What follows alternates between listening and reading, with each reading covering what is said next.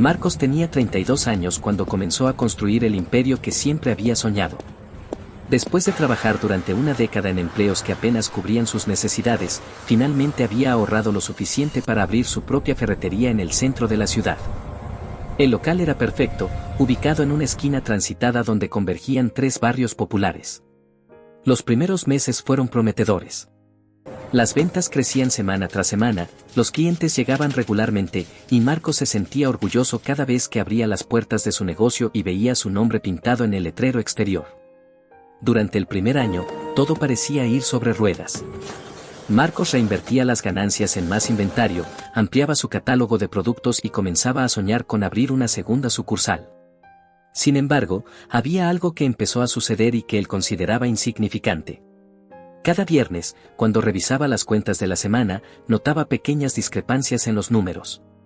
Nada alarmante, quizás 50 o 60 dólares que no cuadraban perfectamente.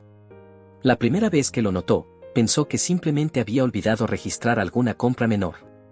La segunda vez, asumió que era un error de cálculo de su parte. La tercera, la cuarta, la 10ª vez, ya ni siquiera le prestaba atención. Eran cantidades tan pequeñas que no valía la pena preocuparse, o al menos eso se decía a sí mismo mientras cerraba el libro de contabilidad y se iba a casa pensando en sus planes de expansión. Marcos había contratado a un empleado de confianza, alguien recomendado por un conocido, para que lo ayudara con la atención al cliente y el manejo de la caja durante las horas más ocupadas. Este empleado, Roberto, parecía responsable y dedicado. Llegaba temprano, se quedaba hasta tarde si era necesario, y siempre tenía una sonrisa amable para los clientes. Marcos nunca sospechó nada. Cuando los pequeños faltantes continuaron, simplemente los atribuyó a la naturaleza caótica de manejar un negocio. Después de todo, con tantas transacciones diarias, era normal que hubiera pequeños errores aquí y allá. Pero esas pequeñas señales que Marcos ignoraba eran en realidad las primeras grietas en los cimientos de su sueño. Los 50 dólares semanales se convirtieron en 70, luego en 100. Roberto había descubierto que su jefe no revisaba detalladamente los registros y comenzó a tomar más libertades.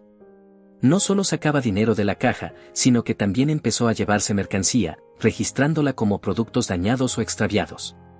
Marcos, absorto en sus planes de grandeza, firmaba los reportes sin leerlos realmente. Confiaba ciegamente porque quería confiar, porque revisar cada detalle le parecía una pérdida de tiempo que podía invertir mejor en conseguir nuevos proveedores o planear estrategias de marketing. Pasaron 2 años. La ferretería seguía funcionando, pero Marcos comenzó a notar algo extraño. A pesar de que las ventas aparentemente se mantenían estables según los reportes, su cuenta bancaria no crecía como debería. De hecho, había meses en los que apenas podía cubrir los gastos operativos. Comenzó a sentir una presión financiera que no entendía.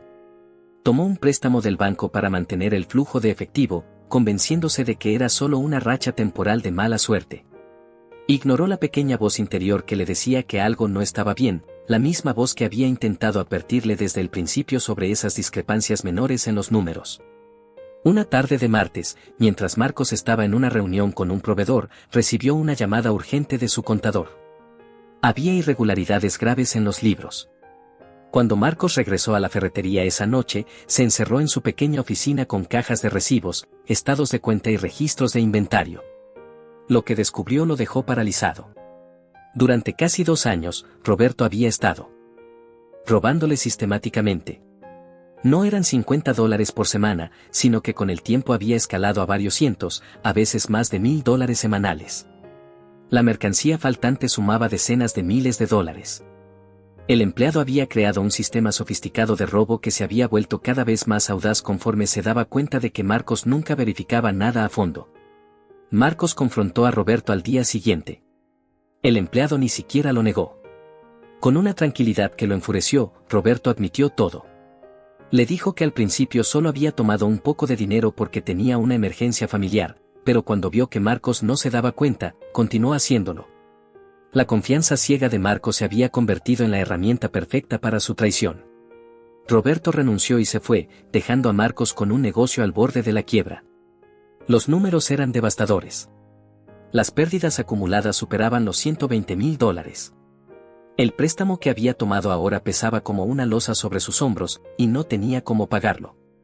Tuvo que despedir al resto de su personal, reducir drásticamente su inventario y eventualmente, 6 meses después de descubrir el robo, cerrar las puertas de su ferretería para siempre. El local que había sido su orgullo ahora estaba vacío, con un letrero de se renta donde antes estaba su nombre. Marcos había perdido todo, no por una catástrofe repentina o por una mala decisión de negocios, sino por ignorar repetidamente una pequeña señal que le gritaba que algo andaba mal. Sentado en su apartamento una noche, rodeado de las cajas de lo poco que había podido recuperar de su negocio, Marcos finalmente comprendió la magnitud de su error. No había sido la avaricia de Roberto lo que lo había arruinado, sino su propia negligencia. Cada vez que vio esas discrepancias y eligió ignorarlas, estaba construyendo su propia caída. Había sido tan arrogante al pensar que pequeños detalles no importaban, tan orgulloso al creer que estaba por encima de las tareas mundanas como revisar cuidadosamente sus cuentas.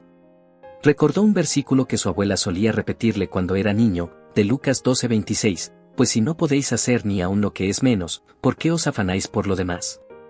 Si no había sido fiel en lo poco, ¿cómo podía pretender ser exitoso en lo mucho? Las pequeñas cosas que había desdeñado eran en realidad los pilares fundamentales de todo su negocio. La lección que Marcos aprendió de la manera más dolorosa posible es una que todos necesitamos escuchar. En nuestras vidas, constantemente recibimos pequeñas señales, advertencias sutiles de que algo no está bien.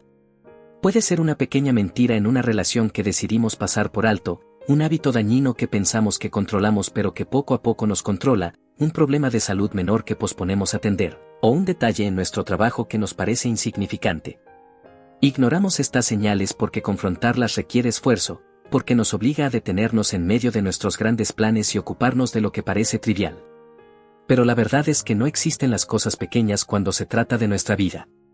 Todo está conectado, y lo que hoy parece una grieta diminuta, mañana puede convertirse en el abismo que nos traga. Pregúntate ahora mismo, en este momento, ¿qué pequeñas señales has estado ignorando en tu vida? ¿Qué te dice tu intuición que está mal pero que prefieres no enfrentar porque te resulta incómodo o difícil?